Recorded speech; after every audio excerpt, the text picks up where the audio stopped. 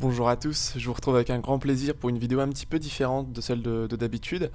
Alors aujourd'hui j'ai choisi de faire un format un peu différent, je vais pas aborder un seul sujet, une seule thématique comme la dernière fois par exemple sur les élections américaines. Je vais passer plutôt en revue toutes les informations importantes qui se sont passées ces derniers jours, car il y en a eu vraiment beaucoup et sur plein de sujets différents. Donc je me suis dit que j'allais faire une petite synthèse, un petit état des lieux, un petit bilan de toutes ces informations condensées en une vidéo avec vraiment tout ce qui s'est passé entre une semaine, 10 jours et jusqu'à maintenant. Donc on commence, c'est parti les amis. Donc le 14 novembre, donc on a la marche MAGA, donc Make America Great Again, avec à peu près 1 million de personnes donc en soutien pour Donald Trump. Donc c'était à Washington sur la Freedom Plaza, donc c'est un lieu symbolique, hein, c'est la place de la liberté. Donc très important en ce moment, c'est vraiment un symbole. Donc je vais vous passer en fait la vidéo, donc enfin les vidéos donc des manifestations en faveur de Trump. Il y avait vraiment beaucoup de monde. On peut aussi noter qu'on a vu des tentatives d'Antifa d'infiltrer la manifestation pour semer un petit peu le désordre. Globalement, ils se sont quand même plutôt fait botter les fesses, on va dire. Il y a eu pas mal de vidéos qui ont circulé où ils ont essayé d'infiltrer la manif, mais ils se sont fait dégager. Et c'est vrai que leur but c'était un peu de gâcher la fête, donc ça n'a pas eu lieu. Donc c'était vraiment sympa à voir aussi. Et cette manifestation, pour moi, elle est très importante parce que on sait que la base de Trump, c'est ce qu'on appelle la majorité silencieuse. Et là, on se rend compte qu'elle l'est de moins en moins. Elle descend dans la rue, elle organise des manifestations, des rallyes. C'est assez sympa et vraiment en soutien à Donald Trump pour les élections. Donc ça prouve vraiment, c'est assez symbolique en tout cas. Donc je vous laisse avec les vidéos sur la manif. CNN sucks. CNN sucks. CNN sucks. They're the enemy of the people, and I have a message for the enemy of the people, the fake news media. You do not decide who the President of the United States is. We the people do. And there's a software from hell called Dominion. Have you noticed that the Dominion glitches only glitch in one direction? They never find hundreds of thousands of ballots for Donald J. Trump. It's only for Joe Biden. Hunter Biden should be in jail. Lock him up! Lock him up! Lock him up! We are not letting that crackhead and that pedophile in our house!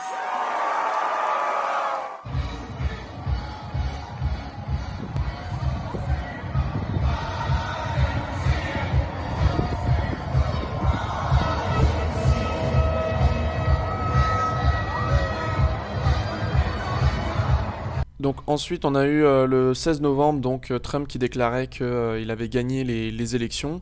Donc il le répète assez souvent mais il l'a remis le 16 puisque en fait les médias essayent de nous faire croire qu'il aurait accepté sa défaite avec un de ses tweets qu'il a mis où il dit que Joe Biden a gagné à cause de la fraude. De la fraude. Mais dans son tweet, il n'admet absolument pas sa défaite. On essaye de nous faire accepter l'idée que Trump ait accepté sa défaite, puisque ça détruirait le moral de tous ses soutiens. Mais la réalité, elle n'est pas là, et on va le voir après aussi, on a beaucoup de choses à montrer. Donc non, Trump n'accepte absolument pas sa défaite. Il va continuer à se battre sur le plan juridique et on va voir tout ça avec Sidney Powell juste après. Donc le 17 novembre, on a le PDG de Twitter et le PDG de Facebook qui sont auditionnés devant le Sénat américain. Témoignages sous serment. Je vais vous laisser avec la vidéo. Alors je vous ai mis quelques petits passages pour pas que ça soit trop long, mais je vous invite vraiment à voir la vidéo en entier, puisqu'elle est vraiment super importante. On se rend compte que les PDG de Twitter et de Facebook sont clairement malmenés par les sénateurs. Ils n'arrivent pas à trouver ils ne donnent pas les réponses que les sénateurs attendent d'eux. Ils répètent constamment qu'ils ne connaissent pas, ou qu'ils ne sont pas au courant, ou qu'ils ne savent pas, qu'ils ne se rappellent pas. Ils esquivent absolument toutes les questions. Et en fait, on se rend compte que ces personnes-là, je pense, se sentaient intouchables pendant très longtemps et elles ne se sont jamais doutées qu'un jour elles se retrouveraient devant le Sénat américain avec un témoignage sous serment. Pour rappel, si quelqu'un ment sous serment, c'est déjà la prison à vie. Donc là, on se rend compte que les PDG de Twitter et Facebook sont vraiment dans l'eau chaude. Donc clairement, la section 230 qui permet à Twitter et Facebook de censurer, etc., va sauter, hein, très clairement. C'est aussi l'objectif de ces auditions. Et je pense que Twitter et Facebook vont être obligés de suivre maintenant les directives américaines pour plus de liberté sur les réseaux sociaux, puisqu'on a beaucoup de personnes maintenant qui partent de ces plateformes parce que la censure est telle. Donc je vous laisse avec les petits passages. C'est vraiment une vidéo vraiment à partager parce que on voit vraiment que Mark Zuckerberg est vraiment en grande difficulté sur les questions qui lui sont posées. Donc on se rend compte que c'est en train de bouger et que la peur a vraiment changé de camp en fait. Donc c'est parti. So will you commit to providing the information you have logged on the task website about content moderation that your company has undertaken? Yes or no? Senator, I think it would be better to follow up once I've had a chance to discuss with my team what any sensitivity around that would be that might prevent the kind of sharing that you're talking about. But once I've done that, I would be happy to follow up. All right, so you won't commit to do it here. We could, of course, subpoena this information, but I'd much rather get it from you voluntarily. But I think let everybody take note that Mr. Zuckerberg has now repeatedly refused to provide information that he knows that he has and has now acknowledged that he has, that Tasks has under oath. Let me switch to a different topic. Mr. Zuckerberg, tell me about Sintra. What is the Facebook internal tool called Sintra? Senator, I'm not aware of any tool with that name. Well, let me see if this refreshes your memory. There's a demonstrative now over my shoulder. Sintra is a tool that Facebook uses to track its users, not just on Facebook, but across the entire internet. Sintra tracks different profiles that a user visits, their message recipients, their linked accounts, the pages they visit around the web that have Facebook buttons. Sintra also uses behavioral data to monitor users' accounts, even if those accounts are registered under a different name. And you can see a shot here, a screenshot provided to us of the Sintra platform. We blocked out the user's name in the interest of privacy, although you can see this individual's birth date and age, when they first started using Facebook, their last login, as well as all manner of trackings. How many different devices have they used to access Facebook? How many different accounts are associated with their name? What accounts have they visited? What photos have they tagged? And on and on and on. Mr. Zuckerberg, how many accounts in the United States have been subject to review and shut down through Sintra? Senator, I do not know because I'm not actually familiar with the name of that tool. I'm sure that we have tools that help us with our platform and community integrity work. But I am not familiar with that name. Do you have a tool that does exactly what I've described and that you can see here over my shoulder? Or are you saying that that doesn't exist? Senator, I'm saying that I'm not familiar with it and that I'd be happy to follow up and get you and your team the information that you would like on this. But I'm limited in what I'm familiar with and can share today. It's always amazing to me, Mr. Chairman, how many people before this committee suddenly develop amnesia. Maybe it is something about the air in the room. Is a record made of any time a Facebook employee accesses a user's private information, personally identifiable information, for example, messages? Is a record made anytime a Facebook employee does that? Senator, I believe so. Does it trigger an audit? Senator, I think sometimes it may. How many audits have been conducted? Senator, I do not know the exact number of audits. Can you give me a list? Senator, we can follow up on that to see what would be useful here. Will you, I'm almost finished, Mr. Chairman. Will you commit to giving us a list of the number of times Facebook employees have accessed users' personal account information without their knowledge? Yes or no? Senator, we should follow up on what would be useful here. Mr. Chairman, I'll just say in closing that what we have here is clear evidence of coordination between Twitter, Google, and Facebook. Mr. Zuckerberg knows he has the tools to track this, but he either doesn't remember or won't commit to letting us see it. We have evidence of Facebook tracking its own users all across the web. Mr. Zuckerberg won't answer questions about it, can't remember the name, isn't sure if the tool is deployed in this way, and won't commit to giving us basic information.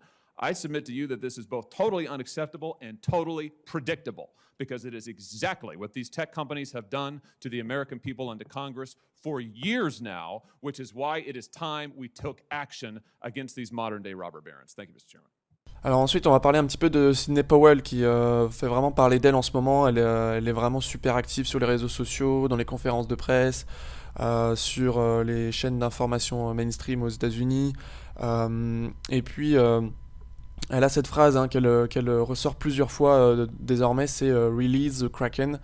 Donc selon moi, cette expression de relâcher le Kraken, pour moi, hein, c'est mon analyse, c'est qu'ils vont relâcher en fait toutes les preuves qu'ils ont en leur possession, et c'est pour ça qu'elle prend une figure du Kraken, c'est que ça va être extrêmement big, ça va être un raz-de-marée quand ça va sortir. Ça risque même d'impliquer d'autres pays, hein, puisqu'on sait que maintenant le logiciel Dominion a été utilisé dans d'autres pays, donc on attend bien de savoir lesquels précisément, et ça pourrait être un raz-de-marée très important si tout ça devait sortir. Par ailleurs, on sait que Trump a signé en 2018 un ordre exécutif qui vise à lui donner plus de pouvoir en cas d'ingérence de pays étrangers dans des élections américaines. Donc là encore, pour tous ceux qui se posent des questions pour savoir est-ce que Trump et les patriotes sont en contrôle, ben oui, parce qu'en 2018, il signe un ordre exécutif qui n'a aucun sens en 2018, mais qui a tout son sens maintenant à l'heure actuelle. Une ingérence de pays étrangers dans les élections américaines, c'est pile les questions qui sont posées actuellement sur certaines chaînes d'information comme Fox News, puisque on a des pays étrangers qui se sont un peu mêlés de ces élections américaines à travers le logiciel Dominion.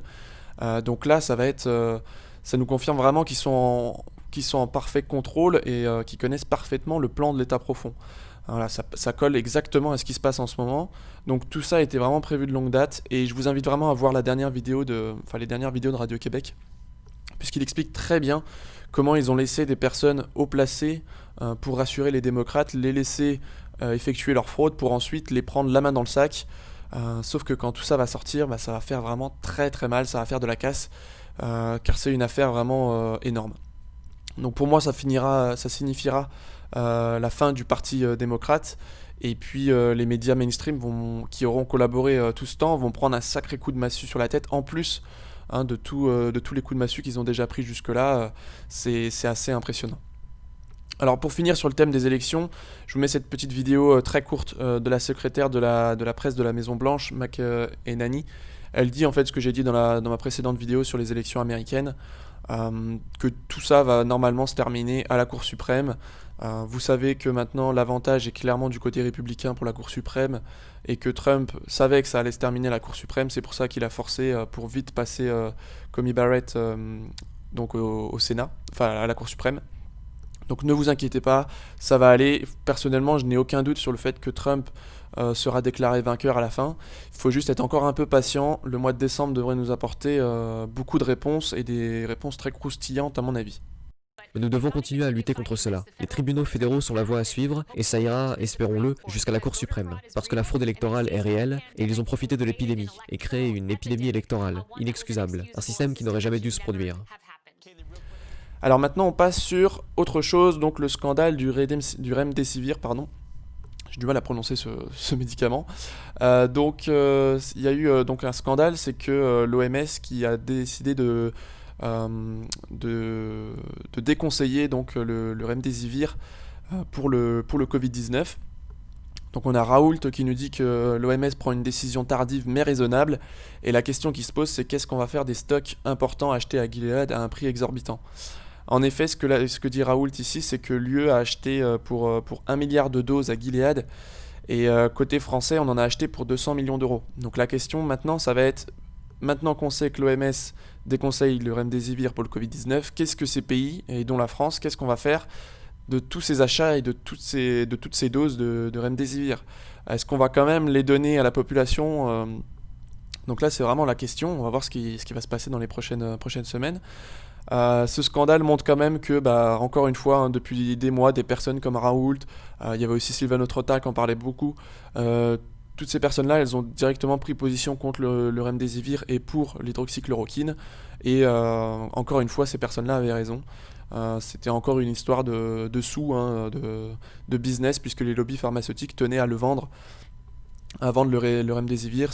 Là, je vous montre aussi la photo que j'ai prise donc dans Hold Up, qui compare Remdesivir et hydroxychloroquine entre avantages, inconvénients, tarifs, etc. Vous voyez qu'il n'y a pas photo. Donc voilà. Enfin, dans le même thème, on a cette information du directeur de l'ARS Île-de-France qui nous dit clairement que nous avons fait mentir les chiffres du Covid. Donc là, il est en train de nous... Enfin, là, clairement, le directeur de l'ARS d'Île-de-France est un complotiste pour dire ça, puisque c'est ce que disent beaucoup de gens depuis le début, c'est que les chiffres du Covid ont été manipulés et on a fait mentir les chiffres du Covid. Donc ça, c'est quand même une information importante d'une personnalité normalement reconnue. Alors maintenant, on passe au scandale Blanquer. Donc le scandale Blanquer, on revient un petit peu sur le côté français jusqu'à la fin de la vidéo. Donc on a un syndicat lycéen, les syndicats lycéens qui ont dénoncé une propagande d'État et aussi une tentative d'étouffer la contestation des jeunes concernant donc l'organisation pro-gouvernementale Avenir Lycéen. Donc cette organisation elle a déjà été épinglée pour avoir dilapidé des subventions publiques, donc c'est déjà pas mal. Et là, on a Libération et Mediapart qui assurent que cette structure a germé dans l'entourage de Jean-Michel Blanquer pour en fait servir sa communication et surtout rompre tous les dialogues avec les syndicats lycéens qui étaient opposés à ces réformes, notamment celle du bac, qui a suscité beaucoup de problèmes. Donc ça, c'est un gros scandale. Alors on va voir ce que ça donne par la suite, mais à mon avis, étant donné qu'il n'y a plus de contre-pouvoir en France, on a des politiciens qui peuvent se permettre d'avoir des scandales, mais rester en poste. Je pense qu'il faudrait qu'il y ait encore quelque chose qui sorte sur Blanquer, des affaires qui sortent, pour qu'il soit obligé de démissionner ou quelque chose comme ça, parce que voilà, en France, c'est vraiment triste, mais même s'il y a des affaires sur des politiciens, ils arrivent toujours à s'en sortir. On a eu l'affaire, on a eu Darmanin, on a eu beaucoup de personnes comme ça dans le gouvernement Macron et ils s'en sortent toujours pas mal. Donc à voir s'il y a d'autres affaires qui sortent sur Blanquer pour l'affaiblir encore plus et le forcer à démissionner. Alors maintenant, donc toujours en France, on passe à deux infos que je vais vous mettre en lien. Donc la première, c'est la loi sur la sécurité globale et la deuxième, c'est un sondage IFOP. Donc je vais vous mettre ça en lien et je vais essayer de vous faire comprendre qu'est-ce qu'il y a derrière et qu'est-ce qu'on peut attendre de la suite en France. Donc la loi sur la sécurité globale, donc pour résumer juste en quelques tirets, donc on a le port d'armes des policiers, gendarmes dans les lieux publics, même hors service. On a le fait de ne plus pouvoir filmer la police lors des manifestations par exemple. On a l'usage de drones également lors des manifestations. Donc voilà, pas mal de points, je ne vais pas tous les lister, mais on a beaucoup de points qui sont vraiment liberticides. Et on a même l'ONU qui s'inquiète clairement des dérives de cette loi en France, donc c'est quand même pas rien que l'ONU s'inquiète de ça. Et c'est vrai qu'elle publie quelque chose qui est vraiment à charge contre cette loi et c'est bien normal. Donc voilà, je vais vous montrer aussi donc quelques images donc des manifestations qu'il y a eu contre cette loi sur la sécurité globale. Il y a eu quand même beaucoup de gens à Paris, à Marseille, on a eu des manifestations un peu partout. Et donc voilà, je vais vous montrer un petit peu les petites vidéos là-dessus.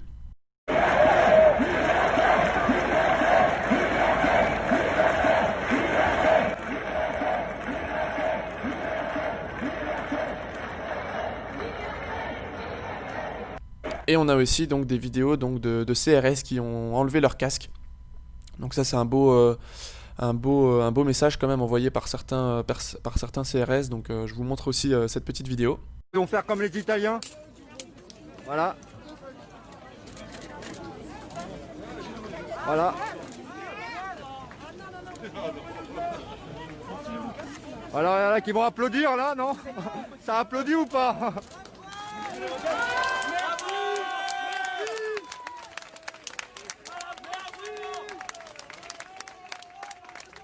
Et donc l'information que je vous disais en lien donc avec cette loi sur la sécurité globale, c'est le sondage IFOP, donc qui nous dit que une majorité de Français s'attendent, donc 85% s'attendent à une colère dans la rue, une colère sociale. Et donc de son côté, on a vu avec la loi sur la sécurité globale, on a l'État qui se renforce avec des mesures autoritaires. Donc pour moi, très clairement, le gouvernement s'attend à un nouveau mouvement. C'est pour ça qu'il continue dans cette idée de confinement, de couvre-feu, de limiter les rassemblements, parce que ça l'arrange très très bien. Et je pense qu'il ne veut absolument pas revivre un moment comme celui des Gilets jaunes où ils étaient au bord du gouffre.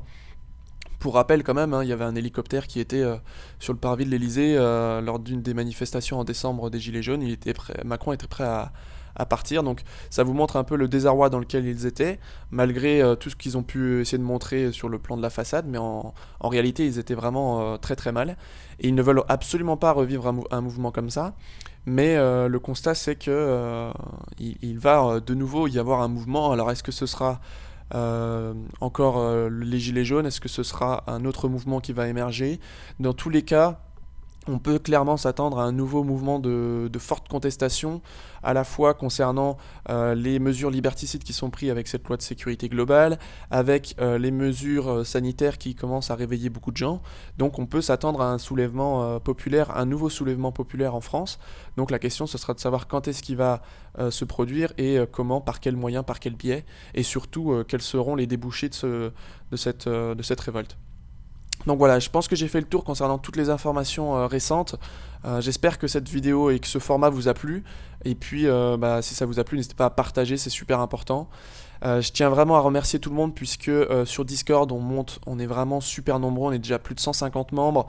Je suis aussi sur Parler, sur Twitter, et nos abonnements montent sans cesse. On est en train de monter super vite. Sur Odyssée également, on est déjà à plus de 100 abonnés. Merci beaucoup, n'hésitez pas à partager et à me suivre donc sur Parler et sur Twitter. Merci beaucoup et à bientôt.